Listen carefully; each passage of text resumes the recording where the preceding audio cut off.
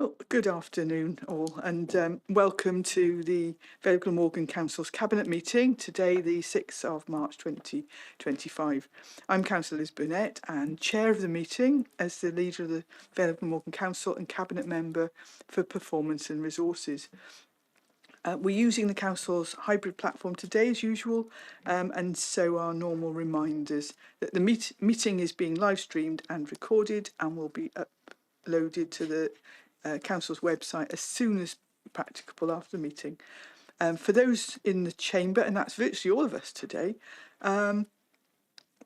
please ensure your microphones aren't activated, and for our remote attendee, please mute yourself when not speaking to avoid any background noise or feedback. To speak, if you're online, either use the request to speak or hand raise function. If you're in the chamber, please just put your hand up. We're only using the chat function for highlighting any technical issues or to attract the attention of Democratic Services officers. So that's just the housekeeping out of the way, and we can move on to the agenda proper. So agenda item 1 is apologies for absence, and as I can see, virtually everybody in the chamber, and one we have online. We don't have any apologies. Agenda item 2 is minutes of the meeting held on the 20th of February 2025, and can I move those as a true record? And I'll second those. Thank you. And everybody happy with that? That's super. Agenda item 3 is to declare to receive declarations of interest and the nature of such interests. I'm not aware of any declarations, and none have been. No, Leader, none have been formally received in advance of the meeting today. Excellent, thank you. So on to the first item proper, and this is a reference from the Special Environment and Regeneration Scrutiny Committee on the 28th of January in relation to car parking. Mark, I believe you're taking this one. Yeah, thank you very much, Chair. Okay. At the scrutiny meeting we had, a special scrutiny we had a very thorough debate about car parking and about the issues relating to that. And obviously we considered a number of issues there.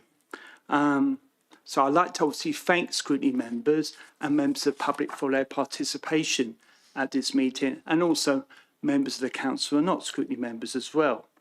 And as I reiterated at that meeting, that I was very much in listening mode. And obviously, because I'm in listening mode, we're going to make a few decisions today. And the first one we did with regard to this is that we are going to look for more evidence in terms of the Court Road car park before we make a decision as to its future. We're also going to look for more evidence in terms of on-street parking as well. So we'll defer that to a subsequent cabinet meeting in the future. However, we will go ahead with a decision to charge at Bronner Moor car park, at Clifftop car park, but this will only occur once it's been resurfaced to our satisfaction. We will also introduce park charging at Cold Nap car park as well. The 2 car parks in Luston Vale at Portobello and West Farm will be subject to consultation with the Dunraven estate and commoners, where applicable, before charging can commence. The reason for charging this is to maximise churn and to reduce congestion in these particular areas, and we are also aware these are premier areas which we're very much proud of. We also reiterate that the present arrangements for parking, as stated already, will be replicated in these car parks as mentioned above. In addition, we are also considering bringing out a combined countryside and resort car park season ticket, which will be cheaper than buying the 2 separate ones. Nevertheless, I'd like to emphasise that at the present time, people can buy a season ticket for the resorts and it comes out to be less than £2 per week. At the moment, it's £100 per year. But this will then come out, this proposed one, in a separate cabinet report, and I so move.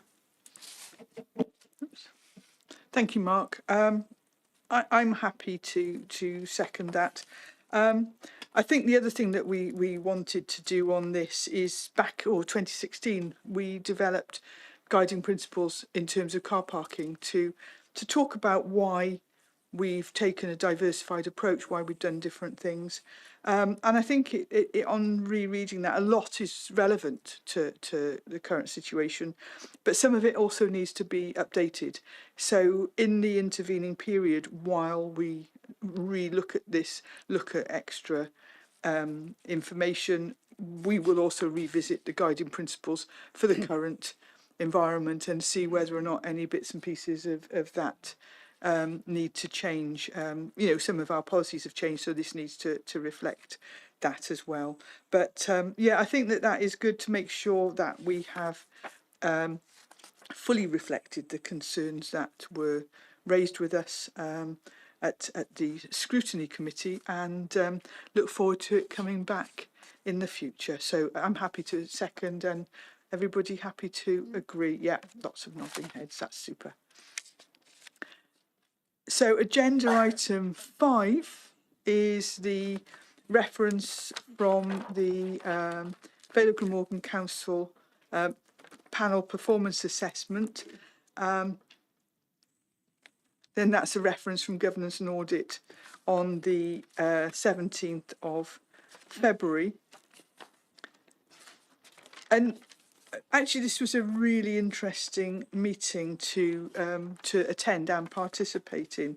Lot of discussion about the panel performance assessment. As you know, we were only the third council in Wales to undergo such an assessment, and there were a number of comments that were made during the committee, and so they've asked that we consider the following ones that are laid out in their second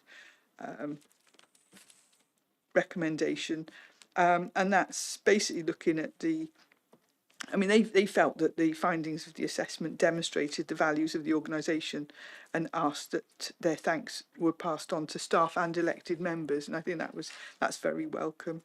They commented on the impact of 15 years of austerity in terms of the level of resource and capacity of local government across Wales, and I think that goes without saying. It's something that is causing us to make choices, difficult choices, every single day of the week.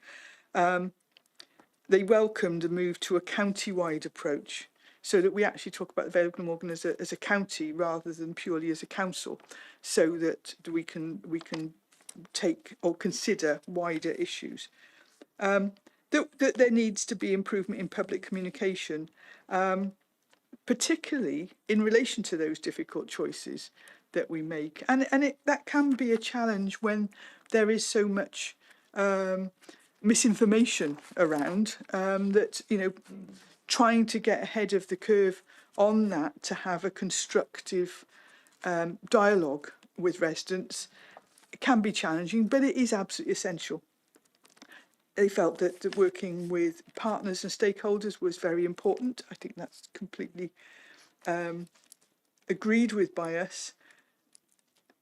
They talked about the findings of Audit Wales in terms of financial sustainability of Public Wales. We would think similarly.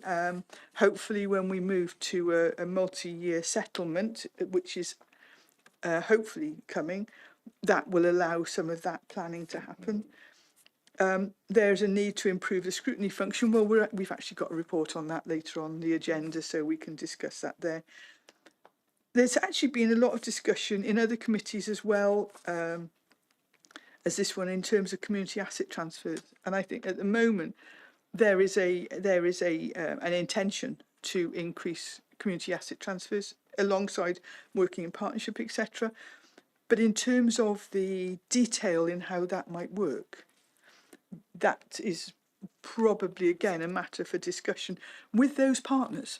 So that's quite important. Let's have a look. Again, talking about scrutiny function, looking at increased capacity for to improve public engagement. that's a challenge, isn't it? You know, where do you spend your money? In terms of, you know, engagement, crucially important, but so are frontline services. So these are things we will continue to have conversations about. That the council needs to be bolder when it comes to decisions around service delivery. I think there's a lot of conversation that could happen about that. Yes, it does. It is difficult to make some of the decisions that we have to. But if we can hopefully have more discussions with residents about that, we might be able to deliver that. They're talking about mention of young people in the panel performance assessment, and I agree that there's scope to engage young people further. Consideration of the areas of partnership working that may not add real value. Well, I think we have to look at everything in terms of what adds value and what doesn't. And those are areas of work that we will look into. Scope for conversations with health about the contribution that council-run services make in support of health-related services. I think that we have to have increasing conversations with health in terms of how our partnership working contributes to public health and health per se. Discussion about that the members' code of conduct should be strengthened. Well, funnily enough, I was in a conference talking about that just yesterday, and strong support for the need to actually ensure that we reflect the code of conduct in spirit as well as in practice, and that how that is enforced should be looked at very carefully, and I'm pretty sure that will be being taken forward across Wales, but also hopefully in this council. We talked about decision-making processes and the scheme of delegation. Well, again, that will come into scrutiny, how we work, whether or not there are any changes that needed to council. So I think really interesting comments there. I think we're already adopting most of those, and so we can, I think I'm happy to move that we note. And I'll Mark second that. Oh, yeah. sorry, Mark, do you want to? Mark wants to come in. Yeah. Can I thank the committee for making those points? I think they made some good points there. And I think I did like a couple of features in particular. One of them about the idea of a council, and it's very much part of our corporate plan as well, is that we're much more outward-looking. We're not so internally focused about the workings of the council within ourselves, but actually we are very much aware that we're part of the county and we are outward-looking. And also, I think the other point is that we also need to develop the capacity of volunteers. I think that is so important going forward. And obviously, we want to make sure that the volunteers reflect all our different parts of our communities as well, not just those who already got the skills already. And I think that's important to develop that capacity.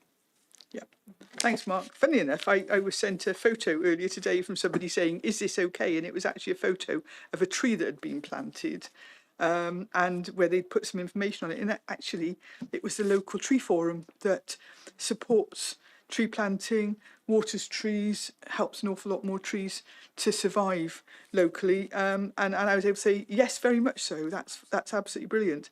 So. I think excellent comments. So, so did you want to second, or I'm happy to second. Yeah.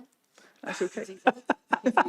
That's all right. We'll swap seconders. That's great, super. And then we've got agreement from everyone on that. Then agenda item 6, we've got the Treasury Management Investment Strategy. That went to Governance and Audit Committee on the 17th of February this year. And actually we had our annual briefing session on it as well, which was really interesting. I think it was fairly well attended. I'm not sure this year, but it's something we do annually because it's such a crucial area for our members to be aware of. So I'm going to be going through all of this in full council on Monday, so I won't go through it in huge detail. But the resolutions from that committee actually say that the Treasury Management Policy Statement set out in Appendix 3 to report be noted and referred to Cabinet for approval. So we will be dealing with that later in the agenda. And that the proposed 2025-26 Treasury Management Investment Strategy, including the following specific resolutions, detailed in Appendix 2 to the report, be noted and referred to Cabinet for approval. So I think, in effect, what they are saying is that they're endorsing them to us, and we will deal with them when we get to that report later in the agenda. So I'm happy to note on that basis. And I'm happy to second.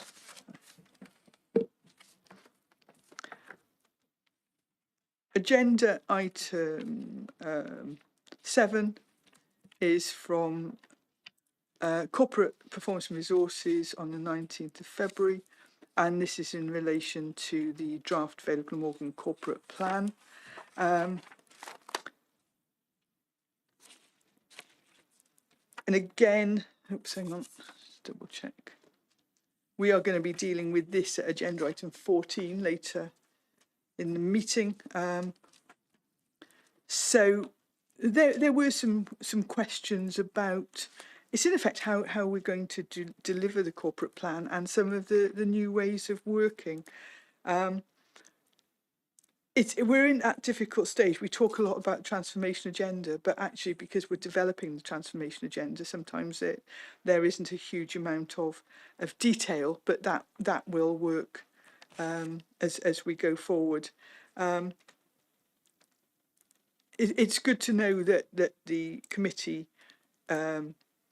felt that it was important to be ambitious, and so from that perspective, I mean, from the peer panel, the panel performance assessment, they felt that the corporate plan was ambitious as well, and we think that in the position we're in, we have to be ambitious, both for the council and for our communities.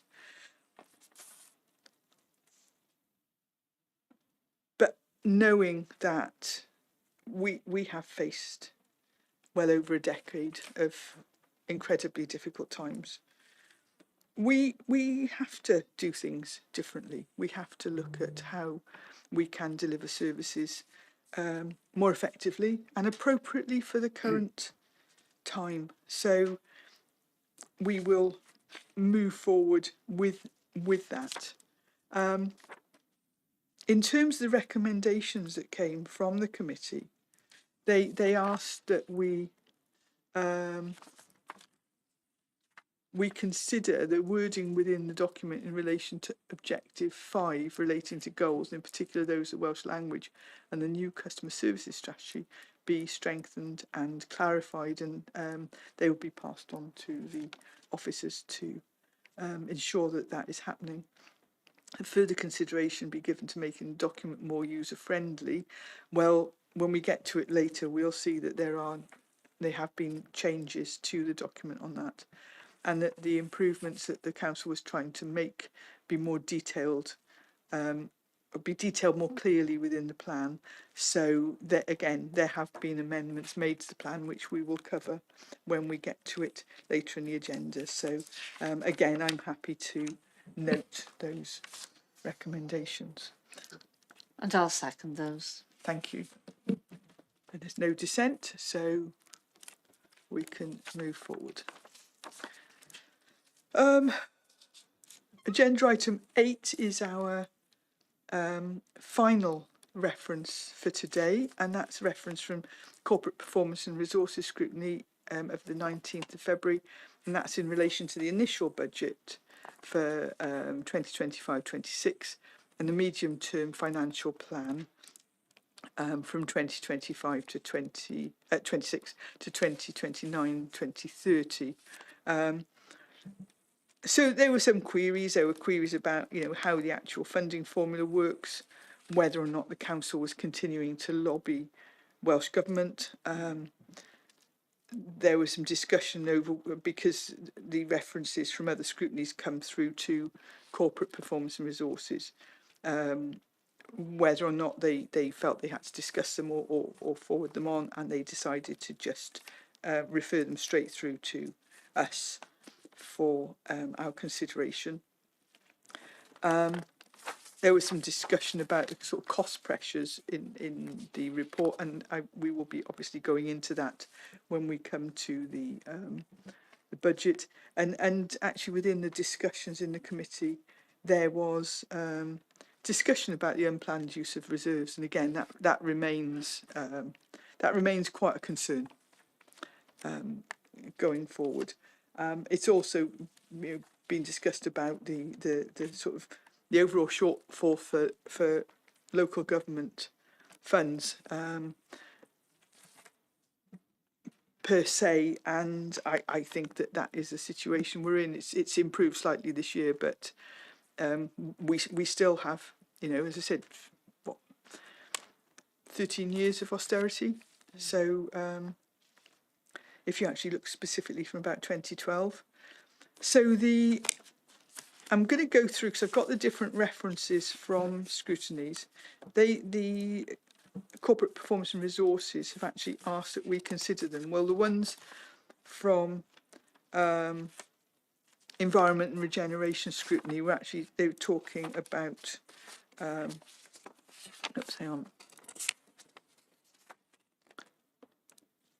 they talked about some of the ones that we actually got in the car parking report. So as we know, those are actually under consideration, and they won't be actioned until or a decision won't be made actually until they've been fully researched and come back to us.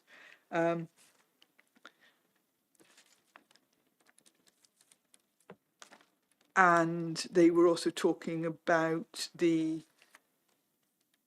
council to undertake educational work with school children around the issues of littering in the summer, and a review and pause of the reduction of bins within the Vale of Glamorgan following the 25% removal. But I mean, I'm looking at Councillor Wilson now, but actually the review is ongoing. So we're actually looking at reviews, at exactly what's happening, rather than just leaving it for any length of time. So I think that is fairly straightforward, so we can note those. Shall I finish these, Mark, and you can Yeah, come sure, in at the by all end? means. That'd be great. Then we've got learning and culture scrutiny, and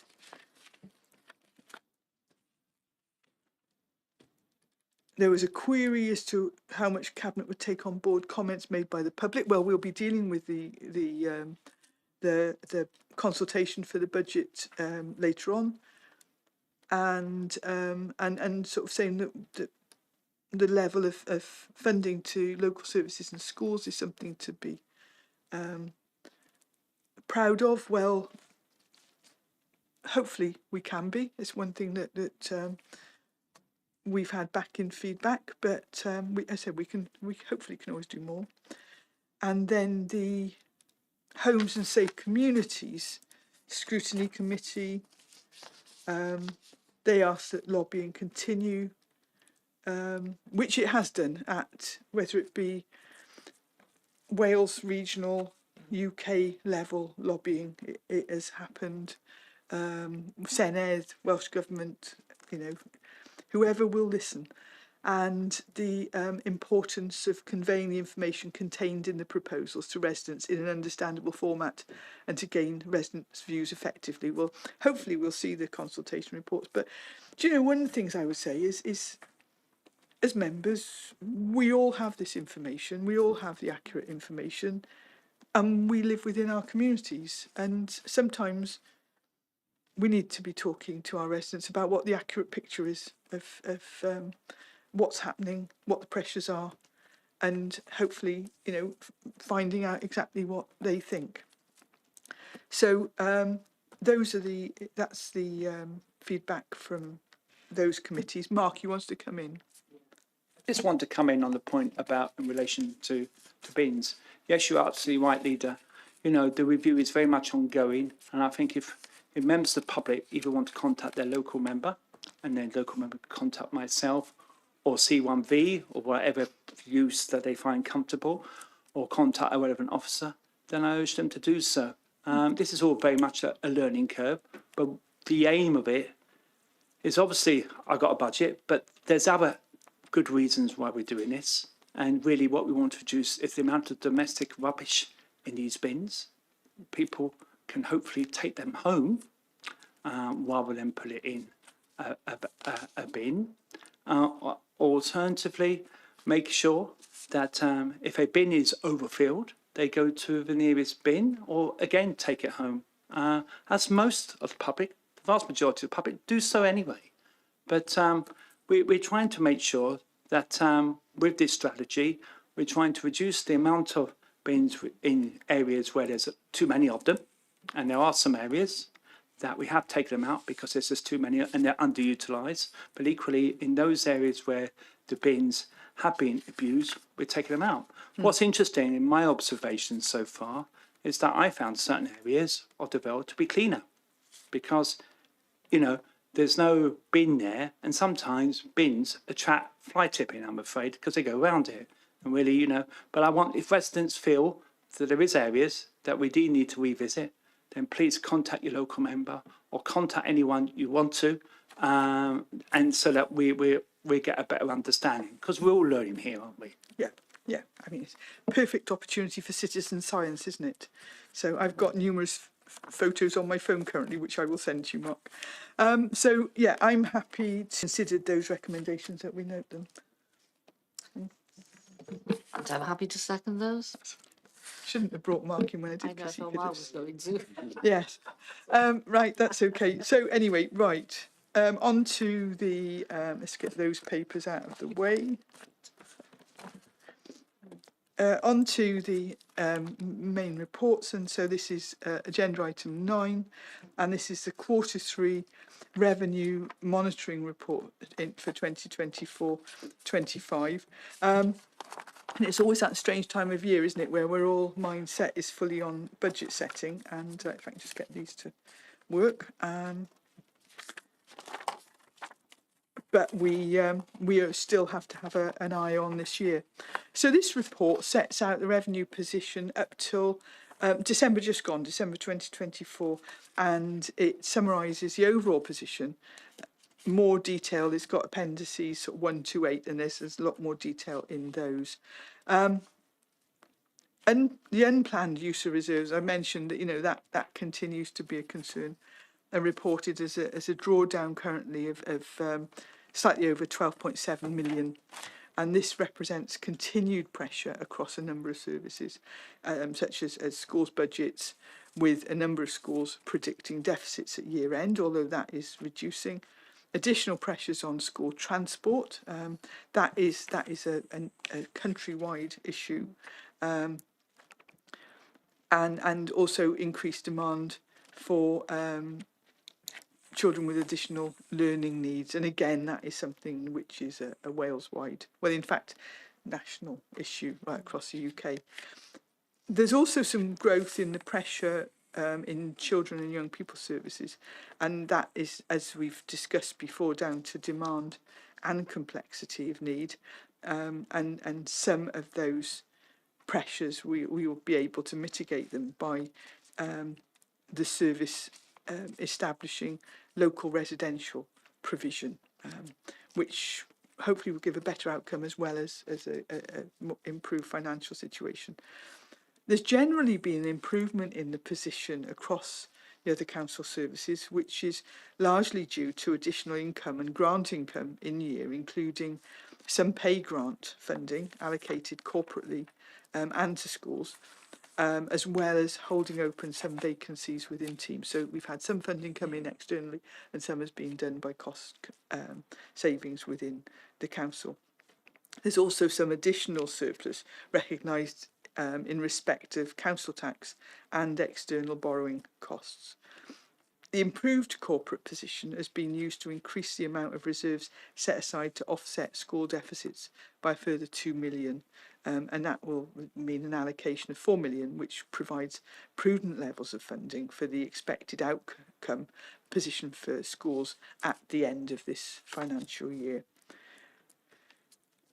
Challenging savings and efficiency targets have been set out for 2024-25 and obviously going ahead as well. This includes a target of approaching 6.7 million in corporate savings, and the progress against these savings targets is reflected in the appendix, with approximately 77% of savings for this year achieved, and 74% of the outstanding 24-25 and 23-24 savings achieved. The analysis of reserves, because an awful lot of people talk about the reserves, sort of use your reserves, reflects the planned drawdown for revenue and capital schemes and the unplanned use of reserves. And as it stands, that would give a year-end balance of about 53.4 million. So they are going down mostly in a planned way in order to deliver what we need to. But they are going down, and we need to be mindful of that.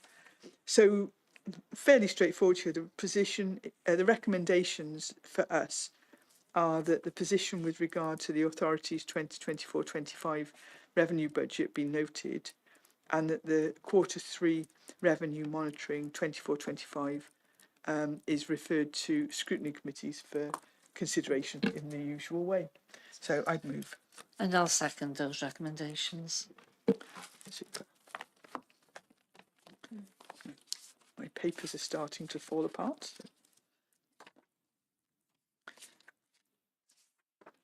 Right. So the next agenda item, is agenda item 10, and that's the capital monitoring for the period of 1st of April to 31st December, so a very similar time period. And at the time that the report was compiled, the approved programme totalled slightly under 90 million, and that includes budget slipped from last year's programme into 2024-25, which totalled just over 15 million. If all the requests within the report to amend the capital programme are approved, the revised forecast outturn is projected to be just over 80 million, and the spend so far to the end of December is 39 million. Appendix 1 details the financial progress on the capital programme, and Appendix 2 sets out by directorate the changes from the approved budget at final proposals in March 2024. So when it was set in 2024, those are the final proposals. How has that changed? And that actually, that process has probably been one of the areas which has helped us more to keep a complete track on capital expenditure and project delivery.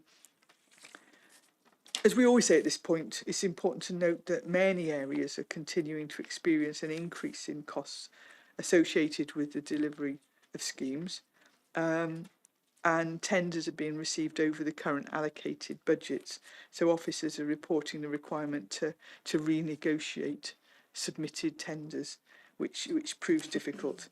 Schemes are closely monitored throughout the year to identify overspends, and slippage of just over 8.6 million has been requested in this quarter's monitoring.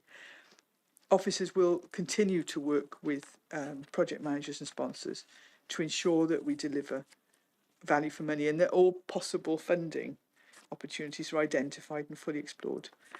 The report also details recent delegated authority requests that have been approved, and also the use of emergency powers, which are detailed in Appendix 1 to the report.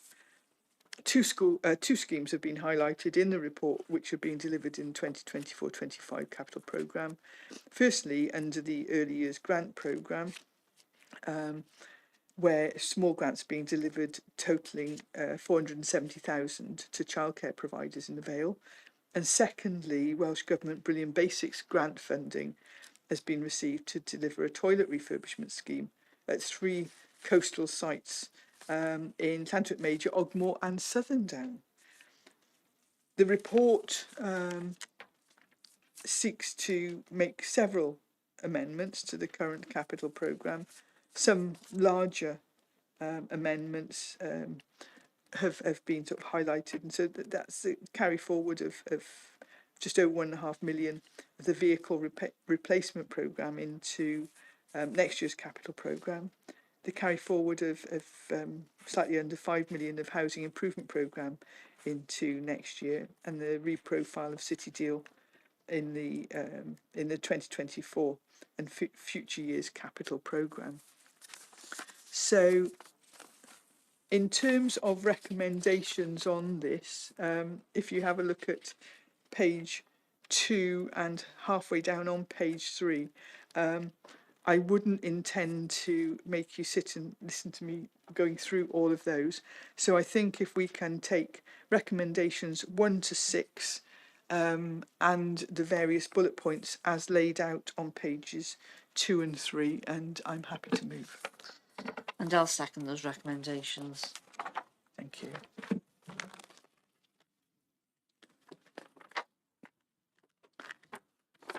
Agenda item 11 is the capital strategy and investment programme,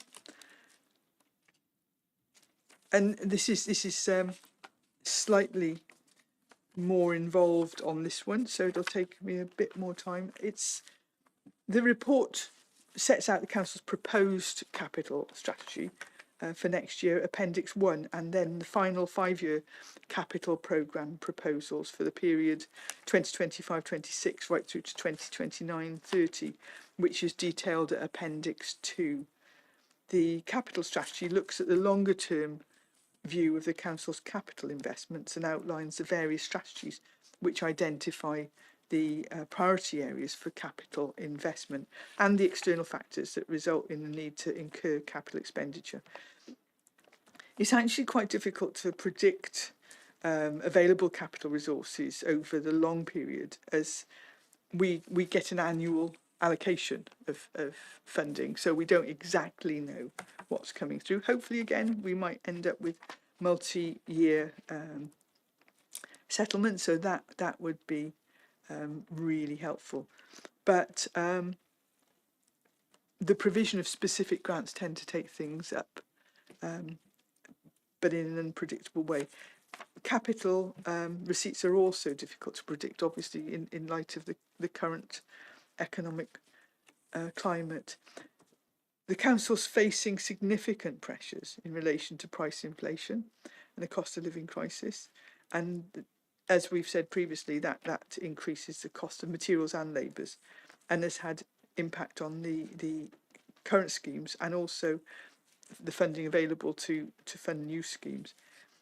On the 20th of February, Welsh Government announced the final 2025-26 general capital funding settlement, and the amount awarded to the council is 7.6 million, slightly over 7.6 million, being made up of 4.2 million grant and 3.37 million of supported borrowing, and that's an increase of about 620,000 from the 2023-24 capital funding grant.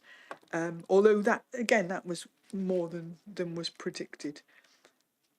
As we haven't had any further indication from Welsh Government, we are therefore assuming going forward that the level of capital funding will flatline. So we are looking at 7.6 million per annum going forward for planning purposes. The report gives a summary of the 5-year capital programme and how it's funded. The total value of capital schemes over the next 5 years, it's quite stunning actually, is just, well, it's about 434.25 million, and that includes 15.6 million for the Band B Sustainable Communities for Learning programme, but actually it excludes the pipeline schemes. So if we have other business cases agreed by Welsh Government, that will go up again. And we've also got 233.8 million for the housing improvement programme. So again, that's really good news. I went past the new development on Colebrook Road East this morning. It's looking stunning, Really I have lovely. to say. The funding table also highlights the unsupported borrowing required to implement the programme, which is 210.6 million, of which 176.4 million is in relation to the housing improvement programme. Since the draft capital proposals in January, there have been several amendments to the final 5-year programme, and they include there's slippage and reprofiling that's been requested as part of the Q3 capital monitoring report, and that's been included in Appendix 2. There's been several emergency power requests, including the inclusion of additional schools maintenance grant of 715,000 from Welsh Government, which will be spent ultimately in the 25-26 capital programme, an increase in the St Cyrus Extension Scheme budget of 420,000, and also that's been approved and funded from Section 106 money, along with a reprofile of the scheme, 420,000 in 2024-25 and 632,000 in 2025-26. Welsh Government has also confirmed that it's making revenue support available for councils to enable them to consider borrowing to undertake highways works under a local government borrowing initiative, and I think this will be really good news for Mark. On this basis, a figure of 2.699, so that's but just over 2.5 million, has been included within the 2025-26 capital programme, and 1.799 million for 2026-27 have been included for highways works. So that will be a very welcome additional sum on that. The council was advised in 2023 that it had been awarded grant for the UK government's Levelling Up Fund, totalling 17.785 million. Match funding of £2 million for that is required. So the council's entered into a memorandum of understanding with UK government based on the original timeframes. The Levelling Up grant, if approved, would be used to fund the refurbishment of the docks office, the construction of a new Barry Water Sports Centre, the development of a linear park on the Mole and a marina, and subsequent facilities and infrastructure. The validation process is now underway with UK government, with revised funding profiles submitted. So hopefully we'll get more good news in the not too distant future. Full breakdown of asset renewal budgets is now included in the 2025-26 capital programme in Appendix 2. So this is another report that will be going to full council on Monday for approval, and if approved, quite a substantial amount of activity that will be carrying on. So did you want to come in now, Mark, or once I've done the recommendations? Okay, yeah. Yeah, thank you very much, Leader. I mean, I think the amount of money that we hopefully receive from weed servicing will hope to make a difference. And very much I'm a great believer in spend to save initiatives going forward on this. And I would also reiterate what I said earlier when I talked about bins. If members want to email me or email the relevant director, and obviously we can look at it. I'm already in discussions with officers to plan how to spend that money in a very sensible way. And there are things that we would like to look at going forward. Thanks, Mark.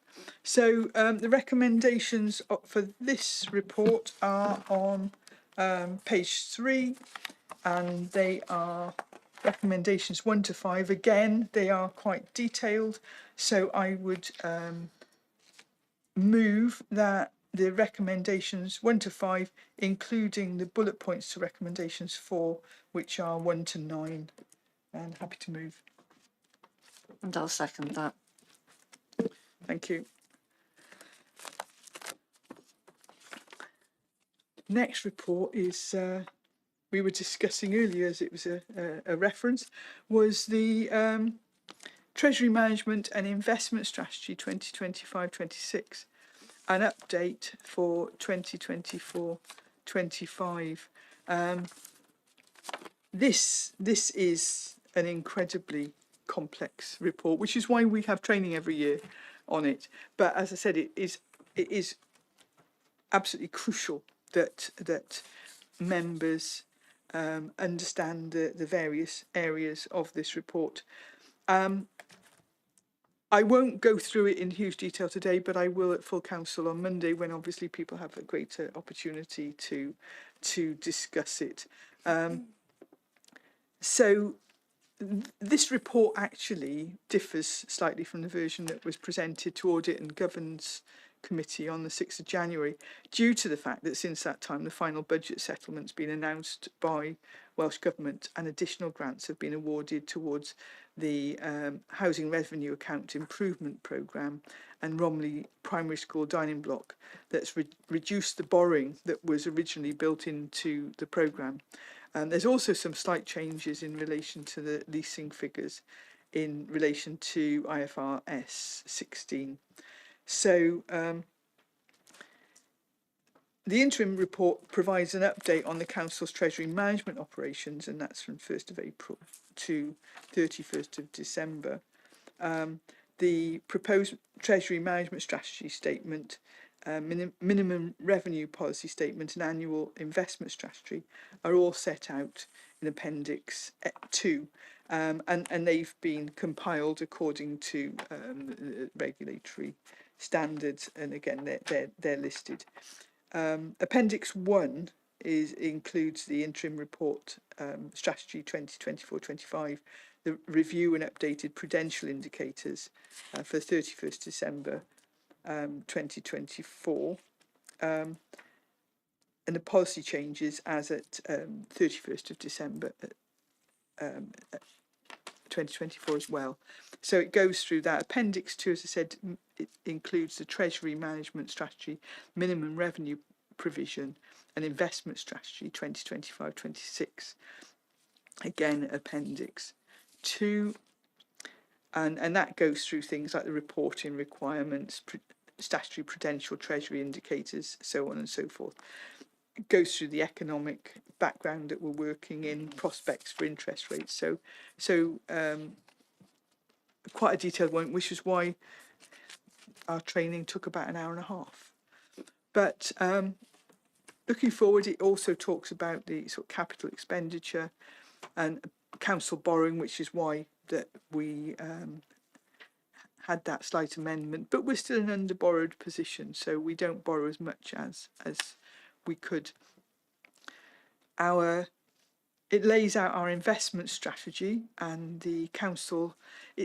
We have to keep iterating. We are quite a prudent council, and that the primary objectives for the investment of any surplus funds are to protect the principal sum. So the original sum, we don't mess around with that. We actually want to make sure that we do not lose any money from any investment. So investment income, while important, is a secondary objective. So the report actually goes through that in some detail. Appendix 3 is the Treasury Management Policy Statement.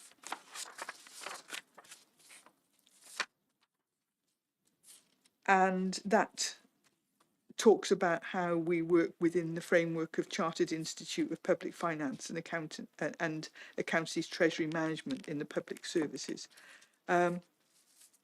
So that's what quite often people talk about as being the CIPFA code.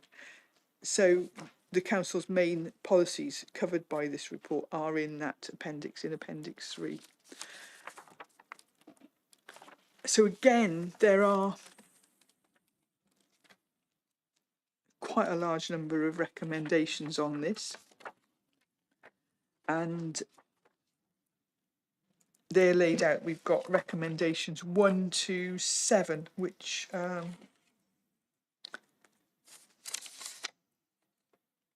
think rather than go through them in detail, are we happy that I can take those as laid out? Yeah, thank you, Leader. The only thing that I might suggest as well is in terms of recommendation 7, Yeah. you might want to consider being use of the urgent decision procedure to Yes. go to council on the 10th, because it isn't actually stated as part of that recommendation. But It does, it's over the Does it? page. oh, am I in the wrong bit? I'm in the wrong bit. Yes, it's on there. We're all right. Highlighted in pink. So yes, but I think it's worth saying that we will use the urgent decision procedure as set out in section 1514 of the council's constitution in order that this report can go to full council on Monday. So on that note, I will move recommendations 1 to 7, including the table that is in recommendation 4. Okay, Okay, and I'm happy to second those recommendations. thanks.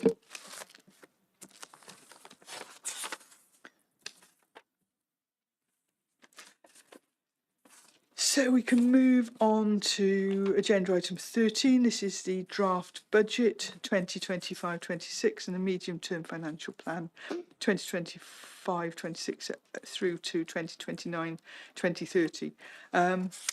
Obviously, as we get into the latter years, that's much more indicative rather than specific, depending on how things change on an annual basis.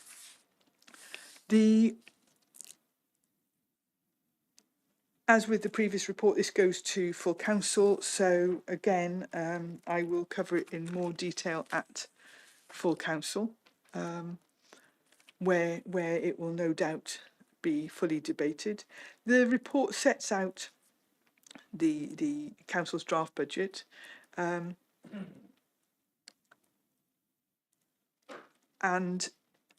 the budget, I think we need to say, is the budget is basically determined by the need to achieve the objectives in the council's corporate plan.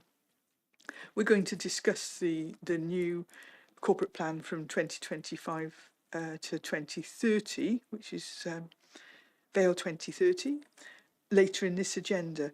But the budget has been developed in order to allow delivery of that. It's just come through a 4-week consultation period in which it went to all the scrutiny committees, but also there was a wider spread consultation. And there were actually 770 responses to the budget consultation, individual responses, which, you might say, well, 770. That's actually a marked increase in responses to previous years. So that is good, and thank you to everybody that participated in that and gave us their views. So I think as we've just gone through on the budget monitoring report, the council, in common with councils across both Wales and England, is experiencing significant financial pressures across social care, across additional learning needs, home to school transport, etc. And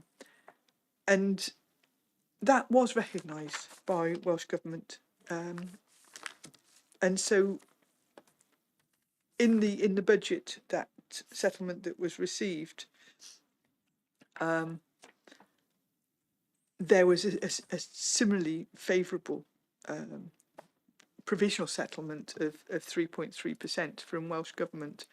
Now, we can say that it wasn't everything that we needed by any means, but actually we were expecting about 1% if we'd modelled on the previous figures that had been indicated. So that is difficult, and we did lobby hard for an increase in that support, and we lobbied alongside other councils for a funded floor, and that just basically means that there is a minimum level of increase. That sounds a bit of an oxymoron, doesn't it? But that there would be a minimum level. So the final settlement was received on the 20th of February, and it was positive news that we received an extra 0.5%, so we received 3.8%. But on top of that, there was additional funding of 30 million nationally for social care pathways of care transition grant, and that's to do with social care costs of hospital discharges, highway maintenance, local government borrowing initiative scheme that we've just discussed, which generates a spending power across Wales of about 120 million through providing funding to support the financing costs of that. But I think we have to be realistic that the future prospects at the moment remain low. So we have to be thinking to years going forward. The council continues to be one of the lowest funded councils per head of population in Wales. And we spend significantly above our sort of notional formula needs assessment for education and social services. So we actually put more of our funds into those services. However, we have the third lowest spend per head of all Welsh counties. And spend for all services, with the exception of education, is benchmarked at low or very low. So we are very cost effective in delivering our services. And then the one thing, when I was talking about going forward, our council tax is also low. With this year's council tax is 5.63% below the Welsh average. So that if our council tax levels were set at an average level, we'd have about an extra 5.5 million to spend.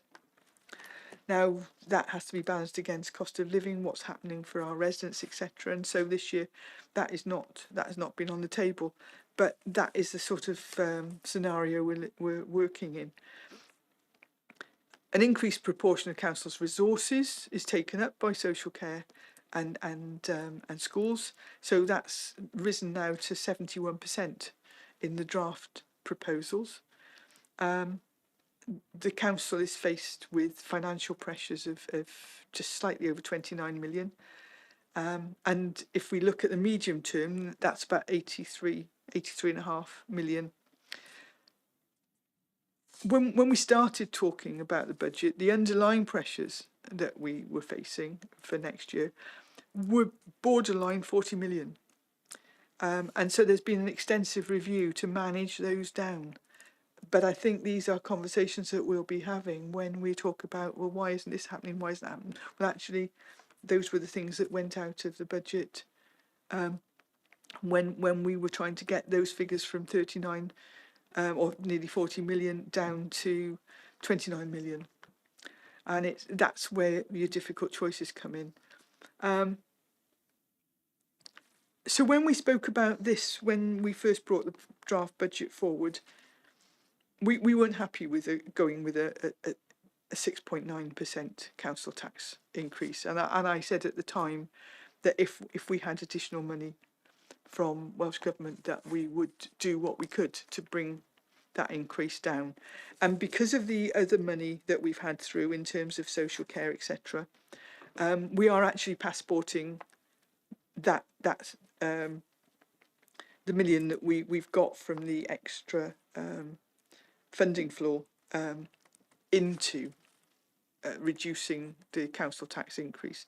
So we are proposing now a council tax increase of 5.9%, which actually, looking at what's happening, I think takes us into, again, about the bottom third of council tax increases, certainly nowhere near some of the 9% or whatever that we're currently seeing, sadly, in some areas. But we are still in difficult situations. So we've got a gap of 8.7 million or 8.77 million for next year, and which adds up to 37 million across the 5-year medium term. And that's where we talk about the mixture of reshaping and savings, doing things differently, reviewing services, trying to deliver them more cost effectively. But actually, as Governance and Audit said, sometimes having to make very difficult decisions and deciding which services are not appropriate for this council to be delivering. And those are the conversations that we'll be having. So the council published its reshaping prospectus back in October 2024 and saying about how we deliver that, and we can discuss those further, because over half of the gap is proposed to be met by reshaping and transformation, with the drive towards sustainable finances. There is an overarching equality impact assessment in place for the overall budget proposals, and individual assessments against all of the reshaping and saving proposals, where appropriate, and they were available throughout the consultation period. The initial focus has been on 2025-26, given the size of the challenge, but there's been progress on developing programmes of reshaping and transformation across the medium term, and the report also sets out the approach to balancing years 2 to 5 in the medium term financial plan. We also describe the approach taken to developing the budget proposals, and the continuation of the approach of actually directing resources in line with the council's corporate plan. And as I said, when we talk about the corporate plan later, we'll see where that's going. I mentioned earlier that the council's reserves have been under review, and the report sets out an updated position, and reserves continue to be held against our statutory obligations, capital commitments, known risks, and to support those reshaping and transformation proposals. One part of the report which is really important, that's Appendix F, is that the head of finance, or what's called Section 151 officer, is required to assess the robustness of estimates and the adequacy of reserves. And that is where the evidence is put forward that we are a sustainable, financially sustainable council, and that we are managing finances effectively. But it also does highlight, that report does highlight the risks associated with managing social care demand and the delivery of the saving programmes. So that has actually got to be a key consideration for all of us. So the recommendations that we have for this report, again, are ninefold. We will again be using the urgent decision procedure as set out in section 1514 of the council's constitution, and we have, I said, we have 9 recommendations before us, and so I would move that we agree those recommendations as laid out. And I'll second those recommendations. Thank you.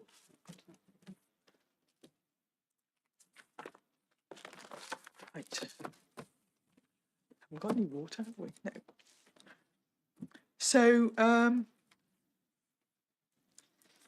forgot to check if you're all agreeing. Yes, you were, weren't you? That's all right. No hands. That's good, Eddie. That's good. So, right, we're going to go on to agenda item 14, and that is Vale 2030. That's the draft Vale of Glamorgan corporate plan. I think for 2025-2030, I think Vale 2030 sounds hopefully much better and easier to understand. So the report actually sets out how the report's been developed, the outcome of the consultation, and the subsequent changes to the plan, and it has changed, and there's been a lot of discussion of it right the way through the process. and in the consultation. And so, again, huge thanks to everybody that has contributed. This is really important because this actually provides the basic framework for not only the next 5 years. This is what we want to deliver, what we want to be as a council for the next 5 years. How we want to be part of the Vale geographically, not just the council. And this will feed through into the various service plans that are developed. The report also details how the recommendations of the panel performance assessment that was undertaken in November 2024 have shaped the changes of the plan. And it was very deliberate that we actually went through the panel performance assessment while we were developing this plan, because the feedback of that independent panel has actually provided an extra dimension of feedback to hopefully develop it to be as most relevant and appropriate as we can. And while our current vision of strong communities with a bright future is still relevant, and the values that we all have round our necks at the moment of being open, together, ambitious and proud are also still valid. It's timely to develop new wellbeing objectives, and that's why this corporate plan has 5, and that's about creating great places to live, work and visit, respecting and celebrating the environment, giving everyone a good start in life or great start, supporting and protecting those who need us, and being the best council that we can be. And it's an awful lot of people have said, well, they're ambitious, but that's what we want to achieve, and that's what we'll be working towards. The Vale 2030 must also set out the council's wellbeing objectives and reflect how we'll contribute to 7 national wellbeing goals. And we also must show how the 5 ways of working as set out in the Wellbeing of Future Generations Act are also included. It needs to reflect the current priorities, pressures and challenges that we face, so that public, members of staff, elected members and other key partners are aware of what the council's key priorities are. If you look at paragraph 2.7, that actually looked at all the various information that we looked at, whether that be from regulators, our partners, our residents, other resources available to us, placemaking principle, the whole range on there. But we have to be realistic, and so Vale 2030 also sets out the financial challenges that we face, but also, as I've said, articulates an ambitious programme of work that is focused on improving social, economic, environmental and cultural well-being. And it was particularly interesting to see the new prospectus for the plan for neighbourhoods that was announced yesterday, in that it very much chimes with what we're trying to achieve here. So we think there'll be great opportunities going forward to actually add an extra dimension in Barry for that. The feedback from the panel performance assessment is outlined at paragraph 2024 onwards, but that was dealt with in the governance and audit reference as well. And we were talking about changes in the references, about changes that needs to be made. If you have a look at paragraphs 2.29, that talks about the fact that it will from the panel of performance assessment that there needs to be consideration of planning for place, signalling change, building on existing strong partnerships, governance and using resource effectively, and that's outlined. And then paragraph 2.30 is key changes to the plan, and there is specifically outlined all the things, and that goes right the way through page 11, 12, 13 and the top of page 14, including the executive summary and the plan on the page. And I think at that point I need to say that those two things, appendices, I think it was D and E, were initially not added to the cabinet reports, but they have been added, and they've been published today and circulated to members, and they will be part, obviously, of the discussions on Monday at full council. So that's fine. So this, as I said, is here with us today. It will go to full council on Monday for final consideration, and all being well, it will be published in April of this year. So we have 5 recommendations for us here, and again, I think it's probably easier. Bear in mind, we are going to use the urgent decision procedure again. That's in recommendation 4. That's under section 1514 of the council's constitution. But I'm happy to move recommendations 1 to 5 on page 3. And I'll second those as well. Super. Ah, right. Yes, Councillor Williams. Thank you, Leader. This document is, I'm hoping it will be accepted. There has been considerable consultation on it, and I'm quite pleased that where we've got to. As with any plan, particularly when you set objectives, for me, it's, social services is a classic example. The demand is increasing all the time. We've only got a set amount of budget. So there's going to be some decisions that are going to have to be made that what we can and can't do. But what I like about this particular plan is it's constructive, and it identifies particular areas where we are improving. Recently, we've had the unpaid carers in the news, how there has been some challenges there.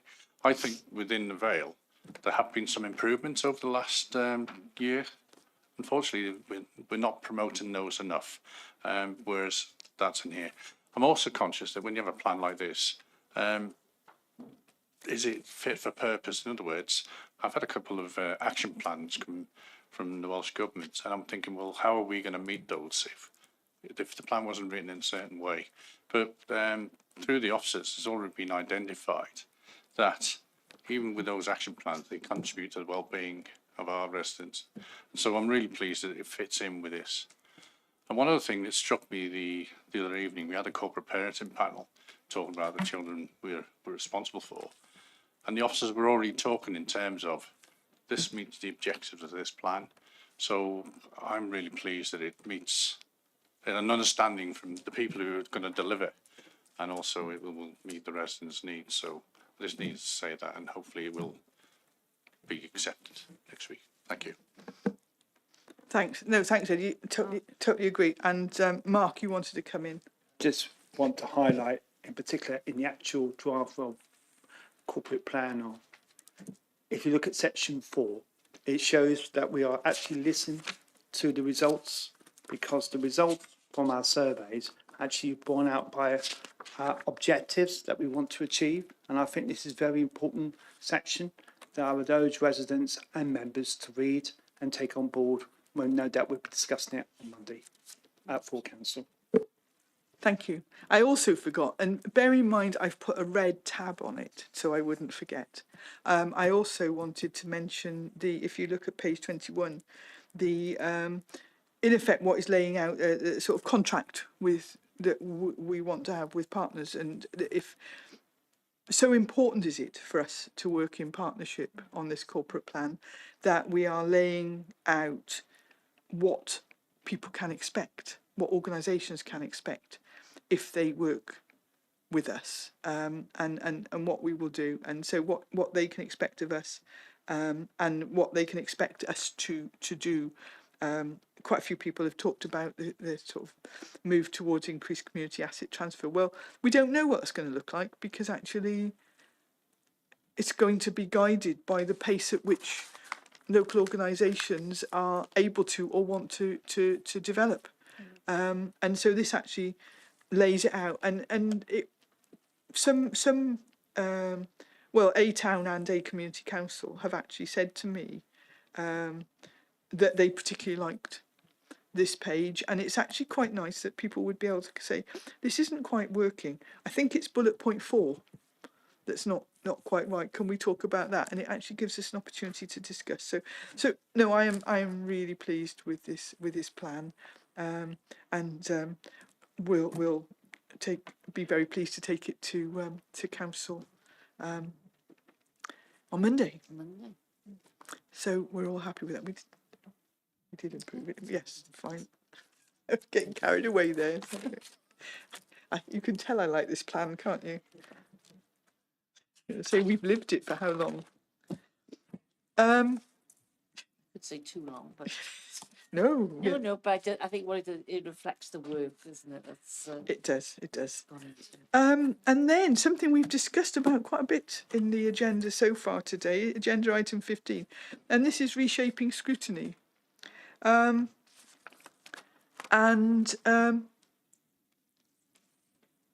mean, this report is going to be going elsewhere for discussion, obviously, and specifically to scrutiny committees. It's important that they have an opportunity to look at it. And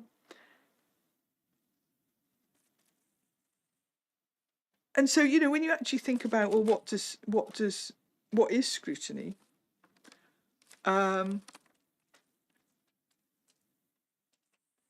What the arrangement council has in place to discharge its official functions, the feedback, how can it be improved, and also how does it play into delivery of AIL 2030? There's lots of different ways to look at it, and I mean, if you actually look at if you look at paragraph 1.1 in the report, it's talking about the legislation around scrutiny committees came under the Local Government Act in 2000. And it talks about scrutiny committees holding the executive to account and improving transparency and accountability in local government. But actually, when you look at the amount of reports that are sent through and the amount of things that scrutiny have to do, actually,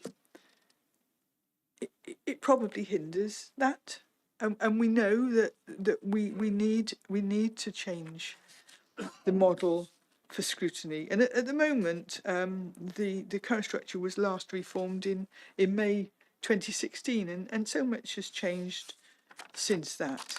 So at the moment, scrutinies meet monthly, so that's 10 meetings a year.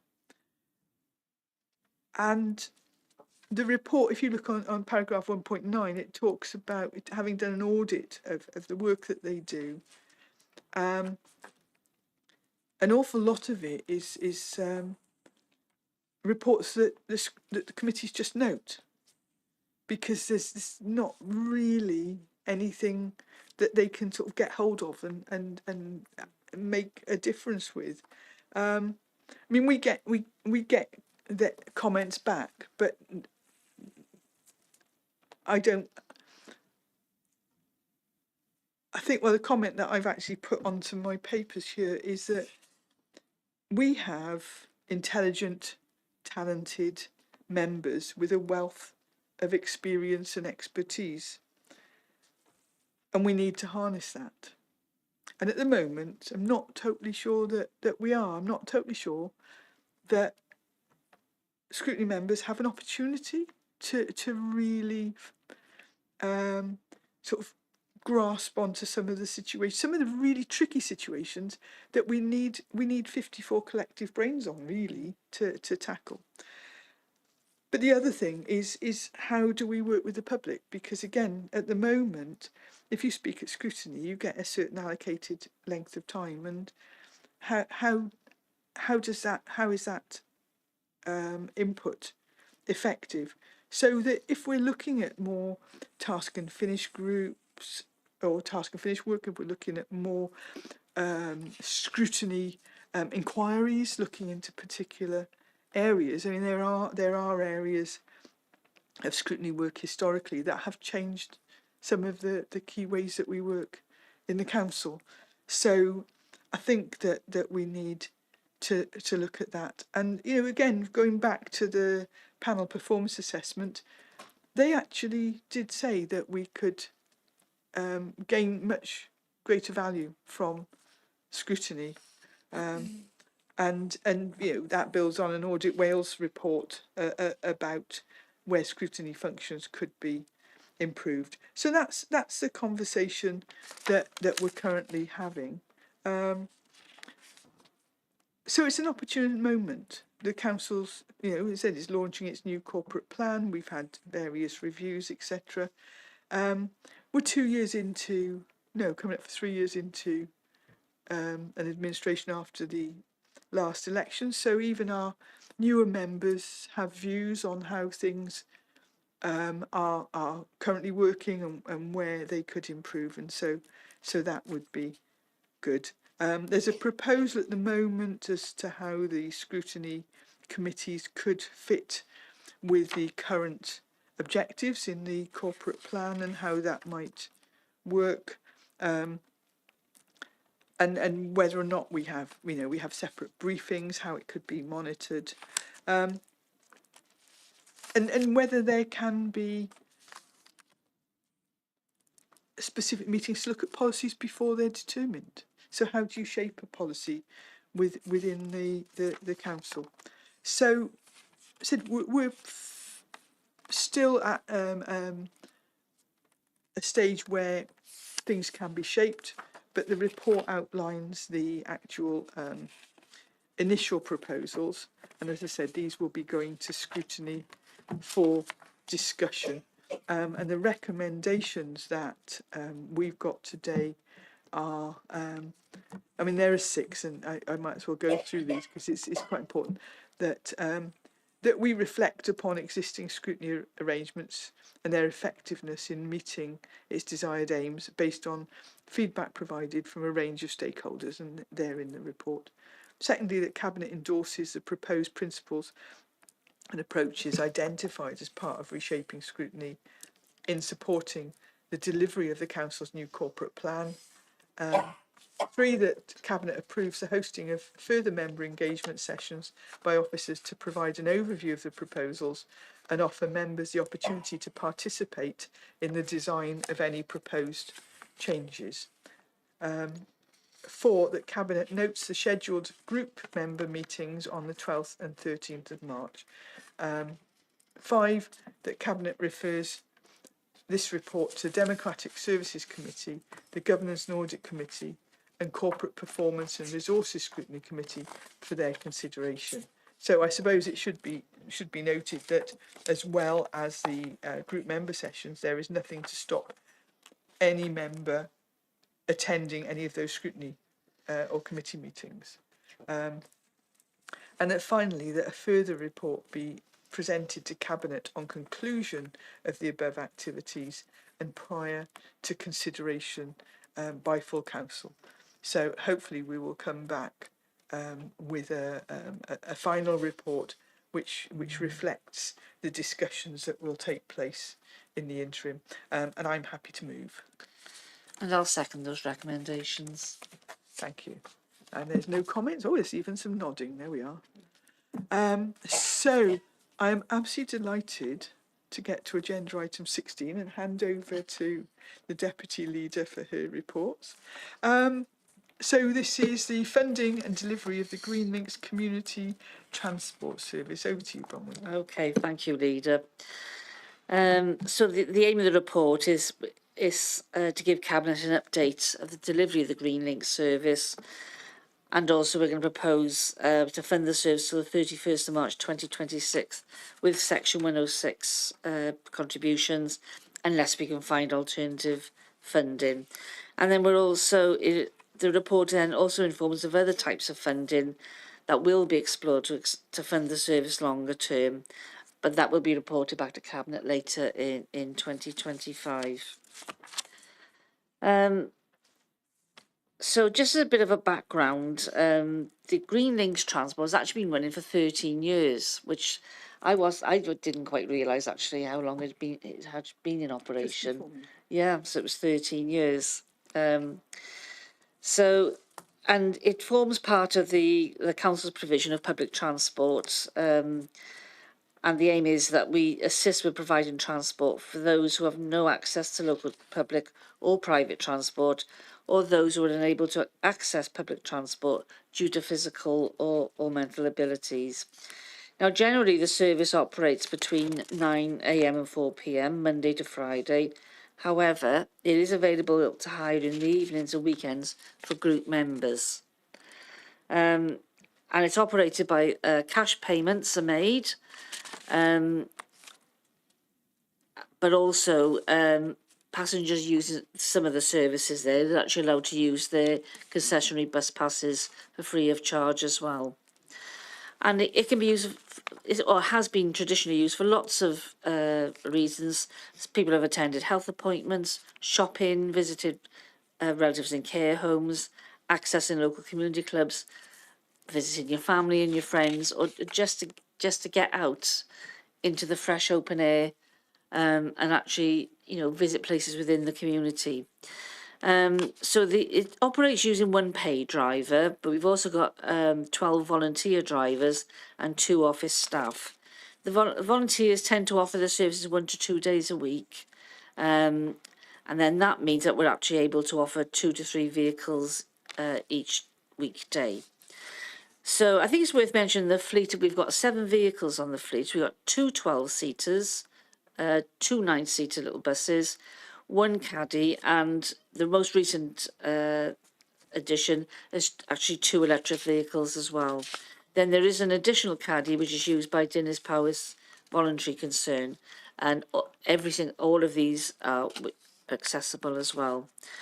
So members of the scheme can make a request for transport up till midday the working day before they wish to travel, and then those are considered, and they draw the schedules up based on the vehicles and drivers available.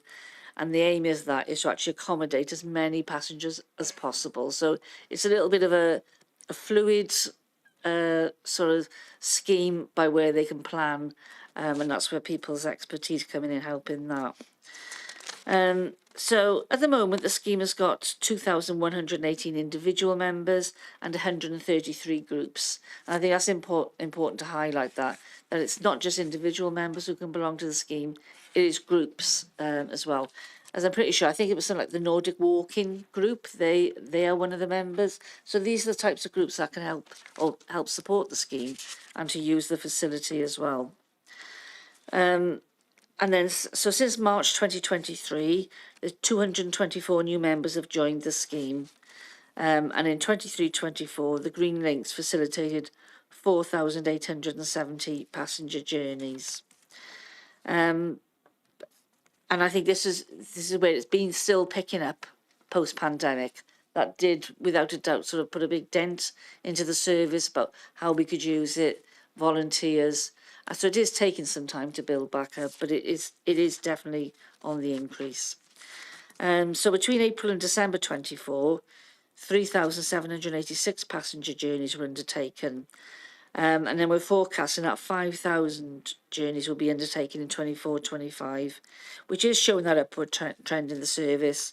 But we are still some way off of the 10,000 plus that were undertaken prior to the pandemic. So between April and December 24, the service received 2,258 transport requests and was successful in accommodating 1,835 of these. Unfortunately, there were 423 requests that couldn't be accommodated, and that was either down lack of available drivers or the service not being in or going to the area requested on a specific day. So it's not always possible to accommodate, but we do try to work that we can accommodate people's requests as much as possible. And as I said, we've also accommodated 20 group bookings. As I said, there's the Barry Nordic Walkers, Golau Caredig Residents Association, Innovative Trust, Llantwit Major Cowbridge Lions, Barry Women's Institute, and Barry Island Lamplighter Orchestra, or Roos Bowling Club, St Ilse Primary School, Vale Plus and Wick Pensioners Group. So you can see the variety of groups there that use the service. And it's about how we promote that then, isn't it, to sort of get as many more people as possible. So at the moment, it's funded by Section 106, Sustainable Transport Contributions, and then listed in 2.6 are the costs of running that service between April to December 24, and then also then how the funding was made up, which was made up of the Section 106 contributions, bus service support grant, which is a one-off, fares, and then also membership fees as well. There is a small membership fee to pay on an annual basis. So it's forecast that another £60,000 of Section 106 funding will be required, and that will take it then to a total amount of £116,493, and that will take us through for the remainder of the 24-25 financial year. So for funding from April 25 onwards, we're looking then to so using the Section 106 funding as well, but then also we've put a bid in for share prosperity funding, and that's being submitted, and then also investigations into use of Welsh Government grants such as the Local Transport Fund, and the bus network grants are also being investigated for capital and revenue support. So the intention is that if other sources are made available, the Sections 106 contributions can be used on other sustainable transport schemes and projects. So, and if we do require the funding, then the following areas of contributions that could be used, and they're listed then in 2.7. So we go on then is how we actually go through the sort of the network grant and the greenings and the local bus network, and that's laid out in 2.8. And then in 2.9 we actually recruited a transport officer in 2024. So, and because the one before that actually finished in 21, so we actually had quite a gap there, and I think this is where the service suffered with recruitment and retention, and also then about actually managing that service, because I say it's about sort of working the schemes and how we can try and access as many places as possible. So we had no lead officer for quite some time, and I think that did impact then on the number of journeys that we could provide. So since May 2024, the transport officer has been in post, and I think we've seen quite a drastic improvement in what we're able to offer since that time, and about operate then in a progressive way as well, and how we're going to be fit for the future, really, and how we're going to take that forward. And I think promotion is at the forefront of that as well.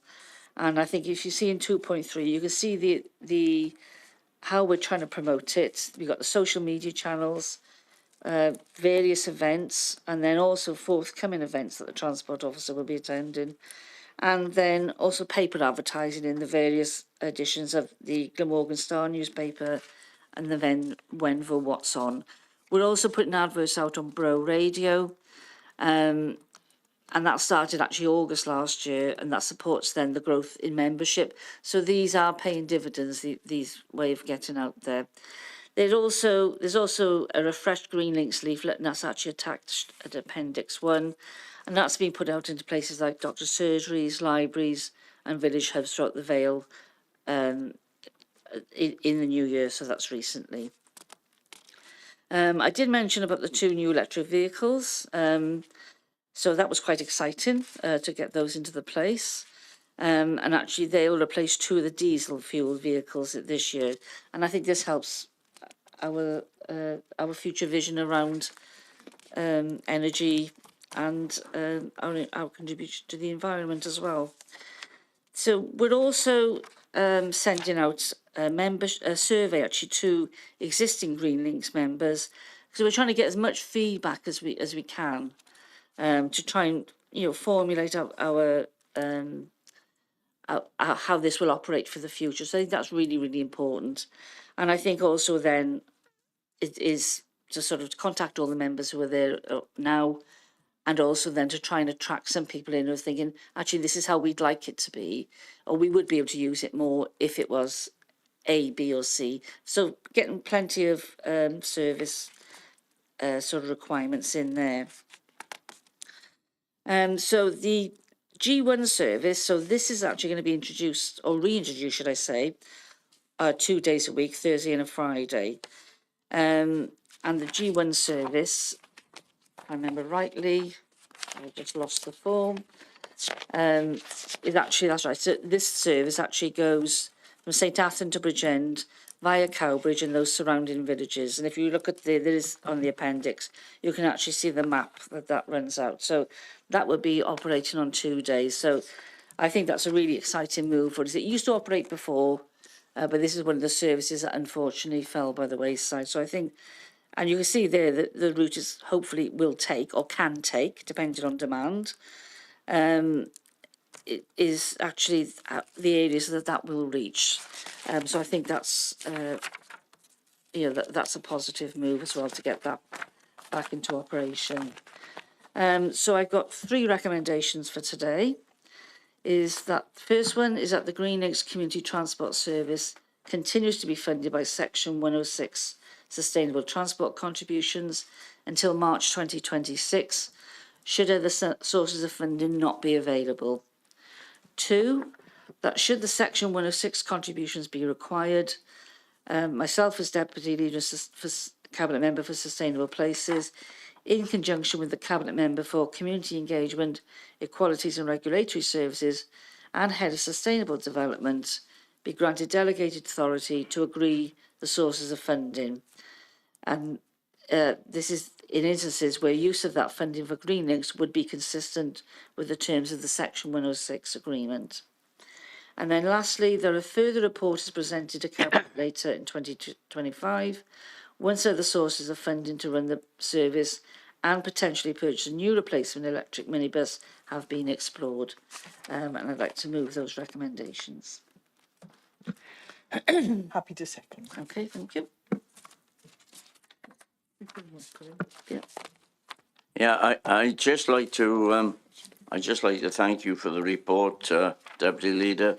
Excellent report, and the service is absolutely wonderful. I think to serve these people across the Vale of Glamorgan, but in the Western Vale particularly, I've met a number of people that use this service, and it helps all those people so much that are actually stranded in the villages, because not all the bus services cover the villages. So I think this is looking great for the future. And obviously, a transport manager has made such a big improvement already. Definitely. And we can look to the future with the advertising, and I think it's absolutely tremendous. Well done.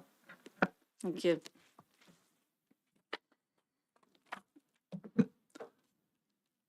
Super. So everybody's in agreement there. Lots of nodding heads. That's great. But it's back to you again, It is. Deputy Leader. So this is agenda item 17, and this is leisure opportunities at countryside service sites. Okay, thank you. So the purpose of this report is to seek authorisations to licence a pilot on a water leisure activity in Cosmeston Country Park. So just by way of background, and it's a bit of a reminder as well, is the Eastern Lake in Cosmeston has been previously used for leisure purposes such as paddle boarding and boating. And I know that canoeing has taken place there, canoeing and training. And then the park also offers several concession sites, including the cafe building as well, for refreshment operators. However, we have considered that there remain opportunities for leisure and commercial activities which could support the wider operation of the country park itself. And I think it's worth remembering that our country parks, they are considered to be destination venues for both residents and tourists, and I think actually provide such important green and blue spaces, or maybe occasionally grey skies because we are in Wales, but these are spaces for local residents to enjoy. And they're pivotal in attracting tourists, and they are vital to the local economy as well. However, they do need to adapt to the needs of users, and then I think the development of new sustainable activities or attractions will improve the offer to users and encourage greater footfall. And then I think residents will also recognise how important these green spaces are to support well-being and healthy lifestyles. And I think that is really important. I think particularly in this day and age, I think we are still recovering post-pandemic, and I think so many people are still, literally staying indoors, or they don't go out as much as they used to. So I think anything that we can do to help support that for people's well-being and their health, their physical health as well as their mental health, is got to be a good way to go, hasn't it? So we've been taken under some consultation around the placemaking recently, which is actually currently in the 4 main towns. And what's come up quite a few times is about more leisure activities at the county park in the school summer holidays, and that's been identified quite strongly by residents. And they feel that that's really important about the opportunities that can be there for that. So we've actually been approached by a leisure operator who would like to explore the opportunity of using part of the Eastern Lake for water-based activities from May 2025 just until September 2025. So it's just, I think it's about 20 weeks, which is obviously that sort of main part of the summer period. And that will help test the suitability of the location. And I think it's important to note that this will be very much a pilot project, and actually will be, that will come back to Cabinet as well, at the end of that time. But while we're actually looking at piloting that, the use of the water at that eastern part of the lake, what we've taken into mind and considered very, very carefully is obviously is the nature diversity, the ecology and the biodiversity, and the impacts that could have at the park as well, because that's really, really important and an integral part of Cosmeston. But I do feel that the work we've undertaken around that, the conservation work, I think it's sort of, I'm quite comfortable to say that it will not impact, or it should not impact on that area, because that is actually on the other side of the lake. Because as we know, Cosmeston it's huge, isn't it? So it's a really big lake. So this, primarily, the west side of the lake will remain completely activity free and solely for wildlife all year round. And then very importantly, I think, is all water activities will cease on the east side of the lake from the 1st of November to the 28th of February. And then this ensures then that the overwintering wildfowl populations are not disturbed. And that's really important, I think, to note within that.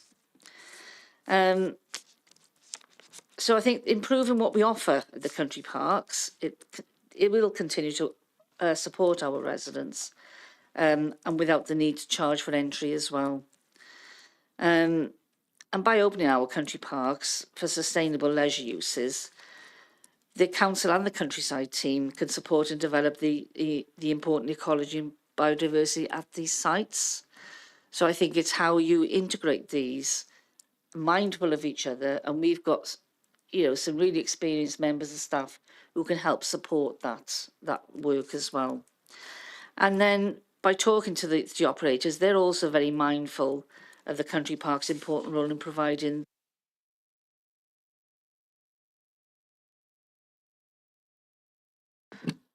okay, I think I'm back on.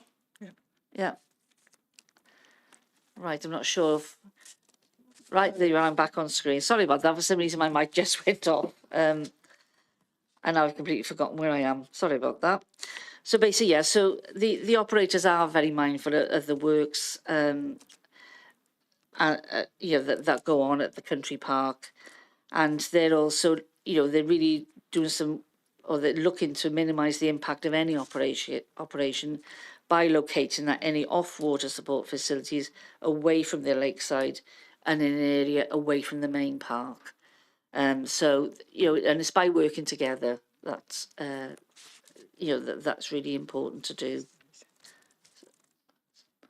It's all right. So, everything all right? Yep. Yeah, okay. And it is hoped then that bringing that additional attraction to the park will introduce new visitors as well. We've then got be able to use the existing facilities, and then that supports the operators of particularly the cafe and the other concessions in the park as well.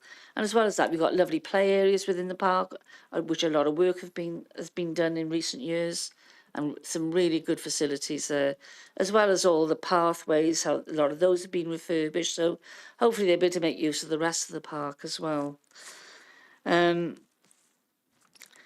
So, and about security as well. So the water activity equipment, because this is something we spoke about with the operator. So when the park's closed, the leisure operators will employ its own security and CCTV. And this should also help lead to a reduction in some of the antisocial behaviour that's unfortunately has crept in to the other side of the park, so particularly in the summer period as well. So I think it will help support that, which again supports the western side of the lake as well, which is quite often where I believe that the antisocial behaviour has tended to be. So that will help that as well.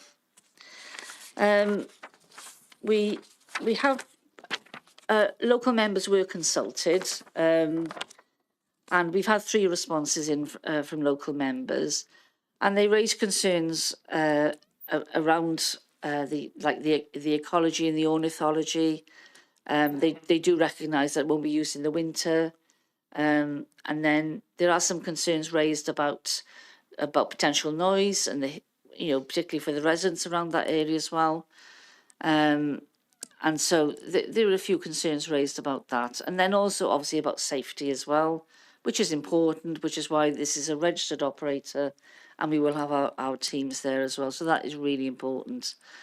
So, and I think around biodiversity as well, but I do think with all the work that we've undertaken and the consultations with the operators, the actual countryside teams, I think the concerns that have been raised by local members, they will be included obviously within the minutes. I do think we've responded well there within that, and I think we've done the work around that. And as I said, it's about stressing that this is very much a pilot scheme at the present time, and it will, there will be a report back to us anyway to review that. So I've got 4 recommendations. So the first recommendation is that Cabinet agrees to pilot an on-water aqua leisure activity with a third-party operator, and it's for a maximum of 20 weeks through late spring and summer from May 2025 through to September 2025 as a water-based leisure opportunity on the eastern lake at Cosmeston Country Park, with terms aimed at minimising any impact on the general visitors and users of the park, and in a suitable location to minimise any impact on those areas of nature conservation. Secondly, that the Director of Place be given delegated powers in consultation with the Chief Executive, Executive Leader and Cabinet Member for Performance and Resources, the Monitoring Officer / Head of Legal and Democratic Services, the Head of Finance Section 151 Officer, the Operational Manager for Property, and myself as the Deputy Leader and Cabinet Member for Sustainable Places to agree the fees, charges, and terms and conditions for the pilot leisure use, with the operator, and to authorise the monitoring officer, stroke head of legal and democratic services, to enter into the appropriate legal agreements on behalf of the council in this regard.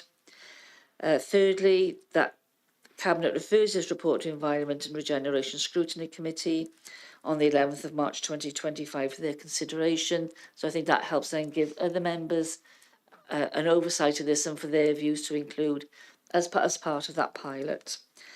And then lastly, that officers investigate tourism and commercial opportunities regarding the medieval village buildings and report further to Cabinet.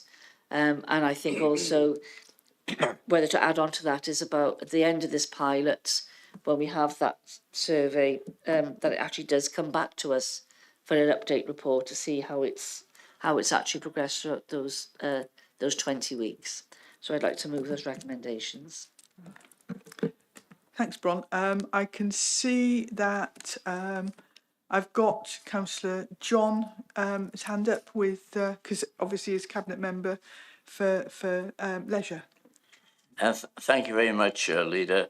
Well, you've convinced me, Deputy Leader, that this is a worthwhile campaign. Quite honestly, wherever you go there for a purpose. You've got to have an attraction to go somewhere.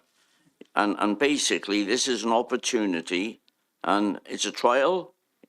We'll see how it goes. There'll be a report back to us in September, and hopefully it'll be successful and we can build on this. I understand there are concerns, but quite honestly, these concerns always arise when a licence goes in for an extension for example, for a pub hours extension. So people jump to a conclusion straight away that things are going to happen and there's going to be problems and trouble, etc. That can't be proved until you've actually tried something. And I'm all for giving this a try. Let's give it a try. Let's see how it goes. Hopefully it's great and we can build on it for the future. Cosmiston needs an uplift and I support you. Thank you. Gwyn, can I just double check? Does that mean you're seconding the? Yeah, I'll second. Yeah. Great. And then I've got Councillor Wilson who wants to. Yeah, thank you very much. And thank you very much, Deputy Leader, for your report. I thought it was very thorough and very detailed. And I actually welcome this. I welcome this as a pilot. And I think I would like to emphasise it is just a pilot. Obviously, we're going to suck it and see it with the new operator to see how it operates in reality. But with the use of CCTV on the site, I think it'd be hopefully well managed. And certainly we can monitor it ourselves with in conjunction with the operator to make sure that it's done properly. And I think that would like to very much reassure people. But also I think it's very important, as one of the points here, you know, that younger people would like to make better use of Cosmiston. And I think better use of leisure facilities in Vale, and this is one opportunity for younger people. And also it may also make them more confident about the use of water as well. And I think that is also very important here, with obviously with the right safeguards in place. So I'm happy to endorse this pilot or trial, as you may call it. But obviously I'll be looking forward to the feedback coming back later. And also it's going to scrutiny as well. We look forward to their views. Thanks, Mark. And yeah, I very much agree with your thoughts. I mean, I know that actually the back of our ward sort of joins on to the boundary of Cosmiston. And I think it's been a concern for quite a lot of us that there is sometimes risk-taking behaviour by young people, particularly over the summer months. Which quite often, because so that it can be out of view, happens on the environmental and conservation areas. So that, you know, there can be issues. And young people are telling us what they want in terms of leisure. And I think we have an opportunity to try something that of the type of activity that they are telling us that they want. So, you know, it's on the I mean, people talk about the East Lake, I talk about the Front Lake, you know, but Yeah. we're talking about the non-conservation lake, the one that's historically had the activities. on before. And you know, if you'd come to me and said, "Oh, do you want something that we're signing a contract for the next 10 years?" I'd have probably said, "No, I'm not happy with that." But I think the fact that we are piloting something for weeks, then I would be supportive of this. I can't see anybody that's not supporting, so I think that's agreed then. Lovely, Thank you all. So the final report for today is from the Cabinet Member for Community Engagement, Equalities and Regulatory Services. This is Audit Wales recommendations for governance of the Planning Service Planning Protocol, Planning Committee Terms of Reference and amended scheme of delegation. So you've got the record for the longest title today. Over to you, Ruba. Thank you, Chair. And all those that you mentioned are obviously appendices to this report. So this report has recommendations from Audit Wales on governance of the Vale of Glamorgan's planning service.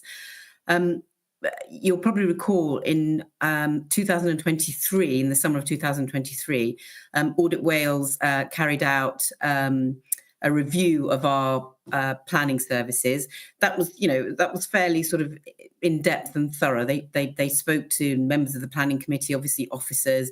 They spoke to myself, and so on. So they conducted that review in 2023, and it was a generally positive review, and they were happy with our, in general, with our processes and working culture within the Vale Planning Services. They made some recommendations around governance, and where they felt there was some room for improvement, and also around updating the planning protocol, the terms of reference of the planning committee, and an amended scheme of delegation. And as I say, these documents are part of this document, or are the appendices, to this document.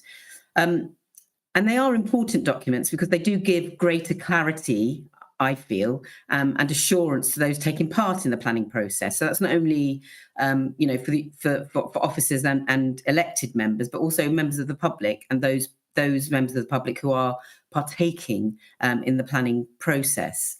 So since we've had this report from Audit Wales, we've obviously had consultation on this, on their report, and that was through the planning committee, through environment and regeneration scrutiny, also governance and the governance and audit committee, the equalities consultative forum. So we have gone to as a wider group as possible, and have collected all of those views, and that's this report comes following obviously the audit committee's recommendations and the views of those of our own not select committees, sorry, our own committees, scrutiny committees and planning committee.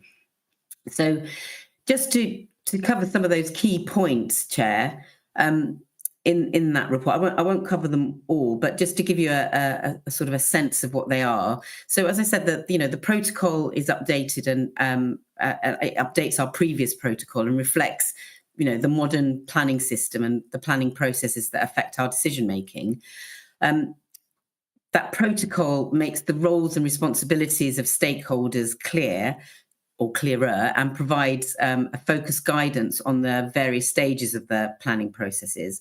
And of particular note is the updated advice on what to do in the event of the planning committee resolving against officer recommendations, and how that's taken forward in subsequent planning committees. There's also an increased emphasis on the importance of the Equality Act and the public sector equality duty. That's our duty, and the Council's equality policy and strategic equality plan, and how these, those principles underpin the delivery of the planning service. you know, there are a number of other issues, but that just gives you some of the flavours of what's entailed in that report and in this report. So I'm asking Cabinet today I'm bringing I think 5 recommendations to Cabinet today, asking for Cabinet support on these recommendations, and that the report will then finally be referred to full council in April. So if I move to the recommendations, the first is that Cabinet consider and endorse the attached planning protocol, terms of reference and amendments to the scheme of delegation. So they are appendices B, C and D. Number 2, that this report and the appendices be referred to Governance and Audit Scrutiny Committee for their consideration prior to being referred to full council for approval of the 3 documents.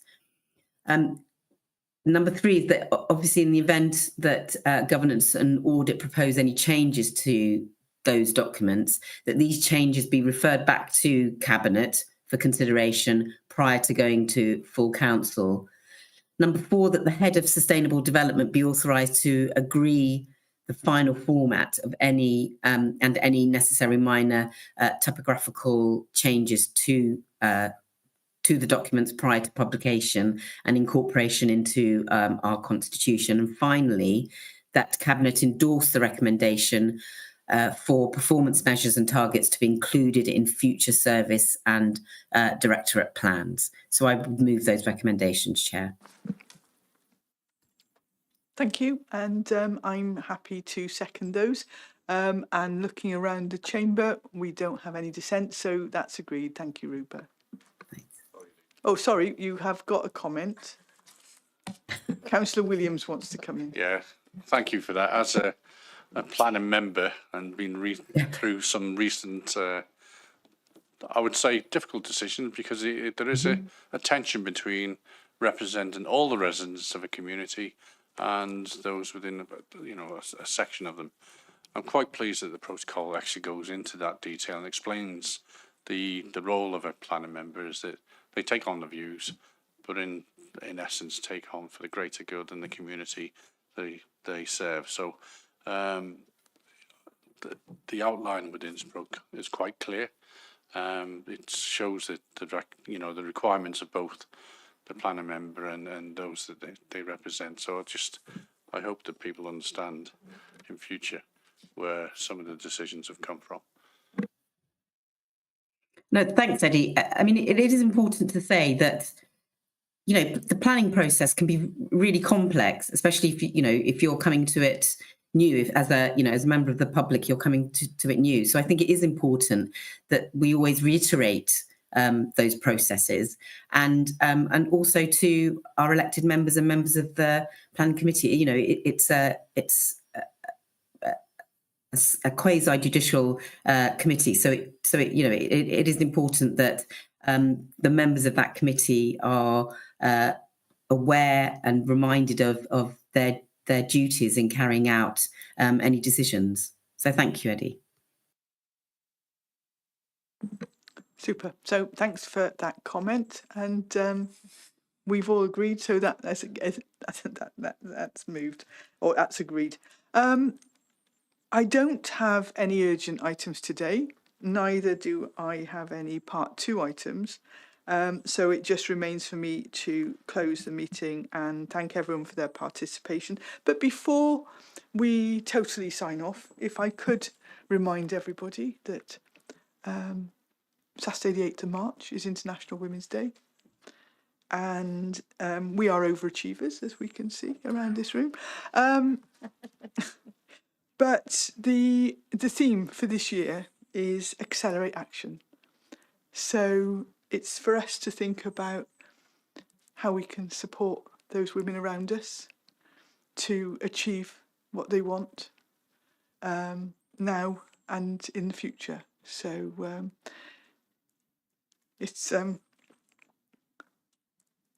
I'll leave it there. Thank you very much. Are we?